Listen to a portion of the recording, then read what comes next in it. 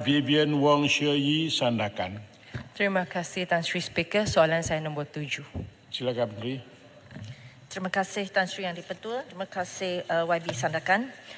Untuk makluman, pada tahun 2023, kerajaan telah membelanjakan lebih 80 bilion ringgit bagi keseluruhan subsidi, insentif dan bantuan termasuk subsidi pertanian, bantuan tunai dan jumlah terbesar perbelanjaan adalah bagi tujuan subsidi kepenggunaan iaitu sebanyak 50 bilion ringgit termasuk subsidi petrol, diesel dan gas, cecair memasak, skim subsidi minyak masak, subsidi bil elektrik dan subsidi harga ayam dan telur. Mekanisme pelaksanaan pemberian subsidi secara bersasar masih dalam pertimbangan dan dijangka tidak akan meningkatkan kos kepada industri sedia ada. Namun, kerajaan tetap menitik berat aspek pelaksanaan dan komunikasi yang berkesan kepada pihak industri agar tidak berlaku kejutan kepada ekonomi. Pelaksanaan pemberian subsidi secara bersasar ini akan dibuat secara berperingkat tertakluk kepada ketersediaan berasaskan kepada model yang bersesuaian dan kebolehlaksanaan serta mengekalkan fokus kerajaan dalam memastikan kos sara hidup rakyat tidak terjejas.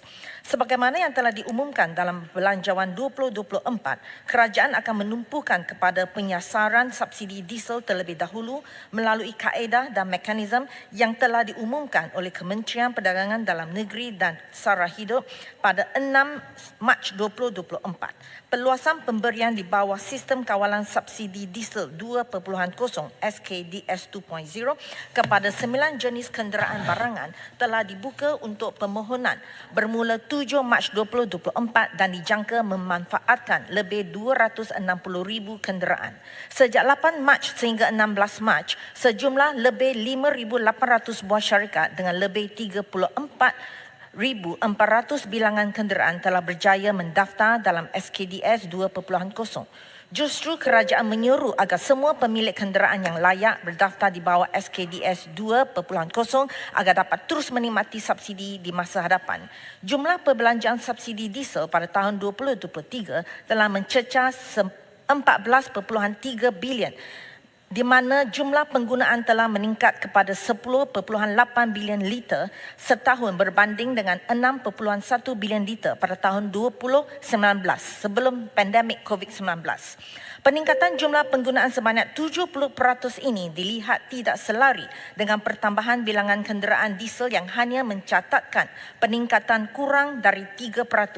Ini mengukuhkan lagi dakwaan bahawa ketirisan subsidi diesel adalah sangat besar. Ketika ini, semua kenderaan diesel dalam kategori pengangkutan awan di bawah SKDS sedia ada, termasuk van, bas sekolah, telah menikmati harga diesel bersubsidi pada kadar RM1.88 seliter, manakala golongan nelayan menerima subsidi diesel pada harga RM1.65 seliter. Kedua-dua kategori ini akan kekal menikmati harga diesel tersebut dan tidak akan terlibat dalam program pemberian subsidi diesel secara bersasar. Di samping itu, satu lagi strategi penting yang diberikan penekanan ialah penguatkuasaan yang merupakan elemen terpenting dalam memastikan para peniaga tidak menaikkan harga barangan dan perkhidmatan sewenang-wenangnya. Pelbagai ops dilaksanakan oleh Kementerian Perdagangan Dalam Negeri dan Kos Sara Hidup seperti ops kesan, ops catut, ops terja, ops tiris, ops menu, ops pasar dan ops sama bagi memastikan bekalan sentiasa stabil dan mengekang elemen pencatunan di pasaran. Sekian, terima kasih. Saya Sandakan. Terima kasih Timbalan Menteri atas jawapan yang sangat menyeluruh. Soalan Sandakan adalah terima kasih terlebih dahulu kami ingin terima kasih kerana Sabah masih dapat enjoy subsidi diesel di Sabah. Tetapi soalan saya adalah bagaimana kementerian memastikan Sabah tidak akan menjadi salah satu tempat penyeludupan diesel yang tertinggi sekiranya kami punya diesel punya price adalah ada difference di seluruh negara. Terima kasih. Silakan Menteri. Terima kasih Tan Sri Yang Pertua, terima kasih Yang Berhormat Sandakan.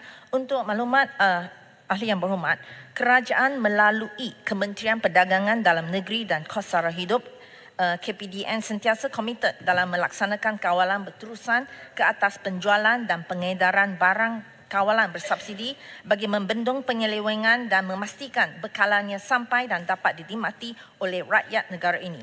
Hasil daripada pemeriksaan dan pemantauan berkala yang dilakukan mendapati penjualan barang-barang kawalan bersubsidi seperti jualan petrol RON 95 dan diesel di stesen-stesen minyak di negeri-negeri bersempadan sememangnya mempunyai risiko ketirisan yang lebih tinggi berbanding dari negeri-negeri lain.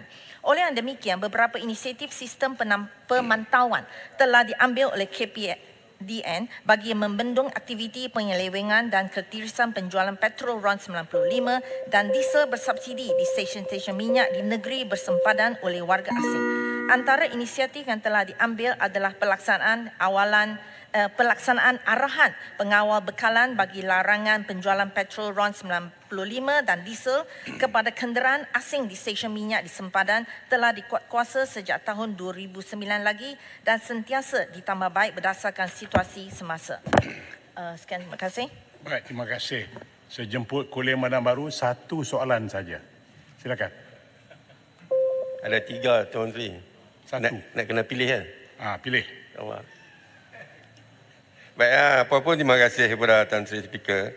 Saya kalau macam tu saya lebih tumpu kepada soalan subsidi minyak masak, di mana subsidi minyak masak ni dianggarkan oleh kerajaan terpaksa membelanjakan lebih daripada 1.6 bilion di negara ini, di mana sasaran kepada 5.8 juta isi rumah di Malaysia. Dan soalan saya, adakah kerajaan masih kekal dengan keputusan bahawa tiada larangan warga asing membeli minyak masak bersubsidi yang diumumkan pada Januari lalu serta perincian mengenai implikasi yang terlibat. Sekian, terima kasih. Baik, Sila Menteri. Terima kasih Tan Sri Yang di-Pertua. Untuk maklumat ahli yang berhormat, isu berkaitan minyak masak adalah berada di bawah seliaan Kementerian Perdagangan Dalam Negeri dan Kos Sara Hidup. Namun begitu, berdasarkan maklumat yang diperolehi, pelaksanaan ke atas syarikat pembungkus dan kilang penapis pemegang kuota di bawah program-program skim rasionalism harga minyak masak bermula bulan November sehingga kini oleh KPDN. Kita telah memperuntukkan sebanyak 60,000 tan minyak masak bersubsidi setiap bulan. Minyak masak dalam paket adalah untuk kegunaan penduduk Malaysia. Dengan kuota tersebut, ia mencukupi untuk memenuhi keperluan penduduk Malaysia, isi rumah dan peniaga-peniaga kecil. Selain itu, kementerian turut memperkenalkan kawalan jualan sebanyak 3 paket sahaja bagi setiap pembeli agar memastikan semua rakyat boleh mendapatkan bekalan minyak masak paket bersubsidi ini. Terima kasih. Baik, saya jemput Speaker tak jawab soalan, Speaker. Dan Speaker tak jawab soalan. Soalannya, warga asing boleh beli tak boleh beli? yalah, Itu soalan dia tak jawab. itu jawapan yang diberikan di Menteri. Tapi tak tepat lah. Tak boleh. Jawapannya boleh tak boleh, itu je. Dia Menteri nak jawab, dia berikut peraturan mesyuarat, dia nak jawab sekatu je lah. Baik, saya jemput Datuk Ali Anak Beju Saratok. Terima kasih Tan Sri Yang di-Pertua. Soalan saya adalah nombor 8 lagi. Sila Menteri.